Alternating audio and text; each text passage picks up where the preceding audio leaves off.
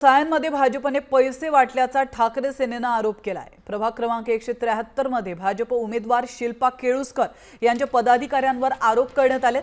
सायन प्रभाग क्रमांक 173 मध्ये भाजप उमेदवार शिल्पा केळुस्कर यांचे पदाधिकारी इमारत क्रमांक T52 या ठिकाणी पैसे वाटप करत असल्याचा आरोप करण्यात आला। या ठिकाणी पोलीस प्रशासन, निवडणूक आयोगाचे अधिकारी पोहोचल्याची माहिती समोर येते आणि त्यांच्याकडून आता तपास केला जातोय।